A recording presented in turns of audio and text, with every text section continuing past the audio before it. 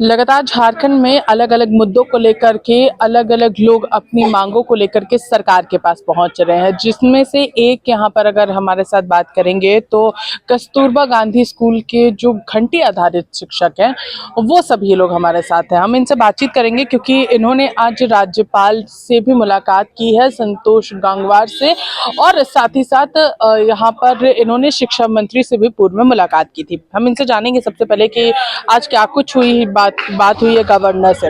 आज आप लोगों ने गवर्नर से मुलाकात की, क्या कुछ बातें हुई है? आज ऑनरेबल महामहिम राज्यपाल महोदय से उनके कार्यालय में आज बात हुई। हम लोग अपॉइंटमेंट था, मिले उनसे।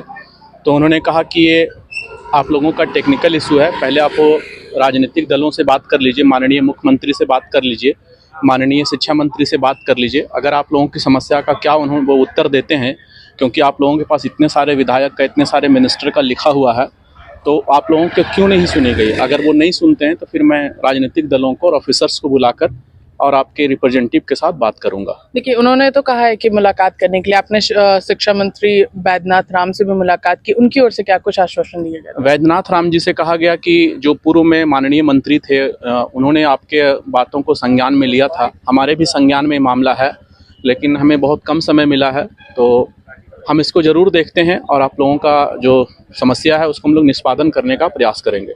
आपसे जानना चाहेंगे कि क्या कुछ परेशानी है जिसको लेकर के आप लगातार राज्यपाल से मुलाकात कर रहे हैं, मंत्रियों से मुलाकात कर रहे हैं? पहले तो न्यूज़ 19 के जितने भी श्रोता लोग हैं सभी लोगों को नमस्कार, जोहार, जय हिंद। अभी जो हो गया कि हमारे झारखंड में जितने भी आवासीय बालिका विद्यालय, जो कस्तूरबा बालिका विद्यालय, झारखंड आवासीय बालिका विद्यालय में रिजल्ट अच्छी होने के कारण जिनमें से 24 जो विद्यालय को जो हो गया सीएम उत्कृष्ट विद्यालय में जो हो गया बदल दिया गया रिजल्ट के कारण।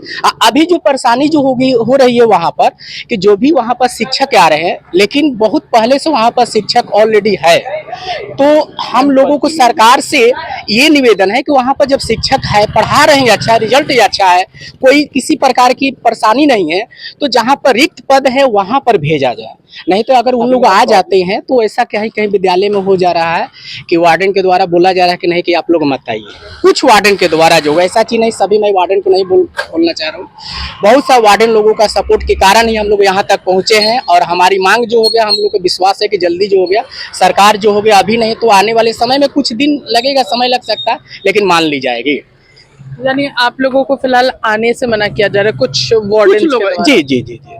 तो ये जो कि सरासर गलत है। और हमारे जो हो गया मुख्यमंत्री जी भी बोले थे कि किसी भी शिक्षक को हटाना नहीं है, तो ये गलत बात है। किसी शिक्षक, एक तो पैसा कम में कार्य कर रहे हैं, 200-300 रुपए में कार्य कर रहे हैं, और उनको पैसा बढ़ाने की जगह पर उनको हटा दी जाती है, तो बहुत ये गलत बात है। जी, आप कुछ बता? जी, अभी मैम ये हुआ है कि माध्यमिक शिक्षा निदेशक के एक पत्रांग से जो सीएम स्कूल ऑफ एक्सीलेंस है, वहाँ पे पीजीटी और टीजीटी टीचरों को प्रतिनियोजन पे भेजा जा रहा है। तो उन 24 विद्यालय में भेजा जा रहा है जो कस्तूरबा गांधी बालिका आवासीय विद्यालय है।